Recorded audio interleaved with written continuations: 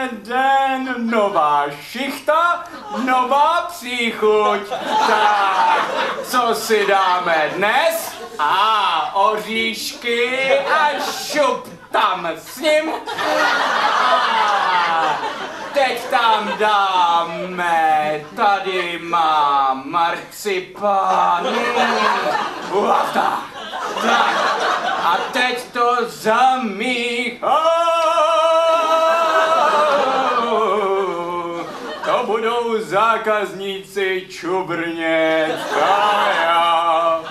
Ale ježišmarja, tady mám napsáno papírek, dnes příchuť karamelová.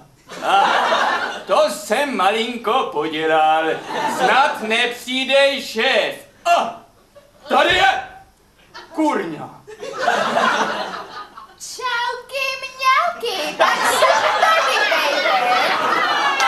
Dobrý den, pane šéf, ruku líbám. To je dnes krásný den, ale vám to sluší. Tak co doma dobrý? Koloušku, neptej se něco doma a radši mi řekni, co ty a ta tvoje sladoučká příchudička. No, je fakt dobrá. Tady si košněte, já vám to sám podám.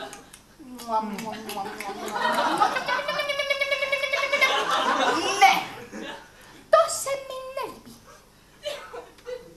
Vám se to nelíbí? Ale vždyť to je skvělá naše čokoláda. Tady pracujeme už 30 let proto, to by se vám mělo líbit, ne?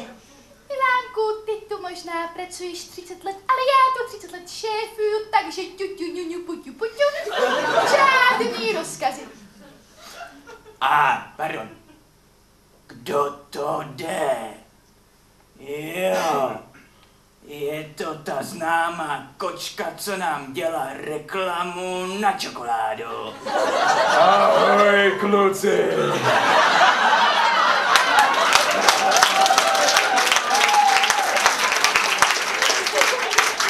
Tak jsem přišla, protože mám super, mega, upa, výbornou chuť na karamelovou čokoládu.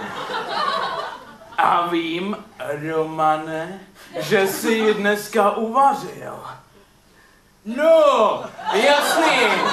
Já jako není ještě úplně hotová, ale mám... Romane, to je ale boží kravata. Díky, to mi ještě dneska nikdo neřekl. Šéf si vůbec nevšim.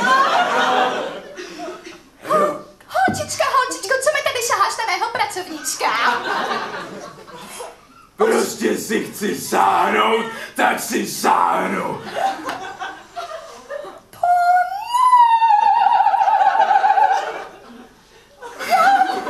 Já se na něj dělám zálusku, už těch 30 let, co tady pracuje a ty mi teď na něj šaháš. Tak vy si děláte na mě zálusk? Proč jste to neřekl hned? Já vás samozřejmě beru! No protože vy jste jedinej, kdo mě dokáže krásně pochválit! Nedám ho, skočím mu do náruče a společně s ním utečeme!